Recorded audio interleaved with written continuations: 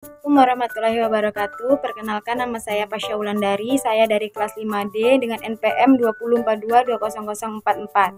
Di sini saya ingin menjelaskan materi mengenai pembelajaran berbasis tematik K13 dan P5 dalam kurikulum Merdeka. Pertama, saya akan jelaskan mengenai pendekatan pembelajaran tematik dalam IPS, sering disebut dengan pendekatan interdisipliner. Model pembelajaran tematik pada hakikatnya merupakan suatu sistem pembelajaran yang memungkinkan peserta didik baik secara individual maupun kelompok aktif secara menggali dan menemukan konsep serta prinsip-prinsip secara holistik dan otentik. Ilmu pengetahuan sosial atau IPS merupakan integrasi dari berbagai cabang ilmu sosial seperti sosiologi, sejarah, geografi, ekonomi, politik, hukum, dan budaya. Ilmu pengetahuan sosial dirumuskan atas dasar realitas dan fenomena sosial yang mewujudkan satu pendekatan interdisipliner dari aspek dan cabang-cabang ilmu sosial yang saya sebutkan tadi. IPS atau studi sosial itu merupakan bagian dari kurikulum sekolah yang diturunkan dari isi materi cabang-cabang ilmu-ilmu sosial seperti sosiologi, sejarah, geografi, ekonomi, politik, antropologi, filsafat, dan psikologi sosial.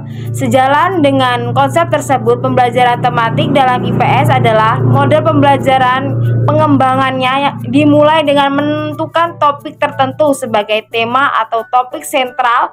Setelah tema ditetapkan, maka selanjutnya tema itu dijadikan dasar untuk menentukan dasar sub-sub tema dari bidang studi lain yang terkait. Prinsip tematik pada K13.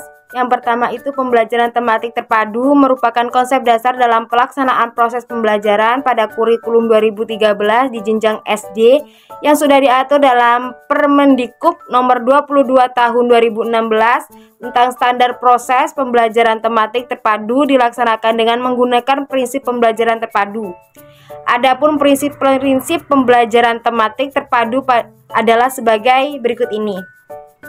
Peserta didik mencari tahu, bukan diberi tahu. Yang kedua, fokus pembelajaran diarahkan kepada pembahasan kompetensi melalui tema yang paling dekat dengan kehidupan peserta didik.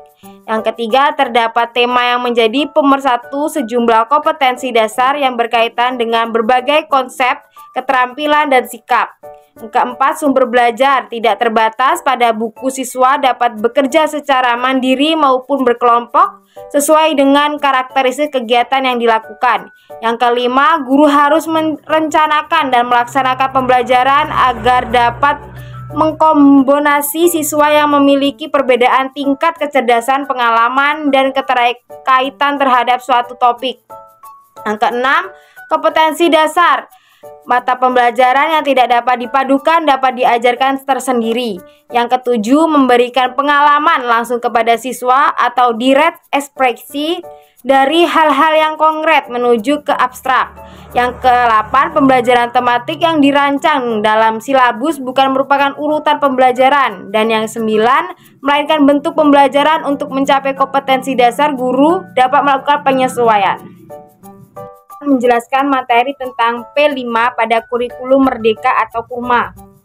1. Prinsip P5 memiliki 4 prinsip, yaitu holistik, kontekstual, berpusat pada peserta didik, dan eksploratif. Untuk tema Kementerian Pendidikan, Kebudayaan, Riset, dan Teknologi memberikan 7-8 tema proyek, tetapi satuan pendidikan bisa memilihnya sesuai dengan tingkat dan fase yang dijalani. Beberapa contoh tema P5 adalah gaya hidup berkelanjutan, kearifan lokal, Bhinneka Tunggal Ika, bangunlah jiwa dan raganya, rekayasa dan teknologi, sampai dengan kewirausahaan. Dan ketiga, pendekatan P5 menggunakan pendekatan pembelajaran berbasis proyek atau Project Based Learning atau PBJL.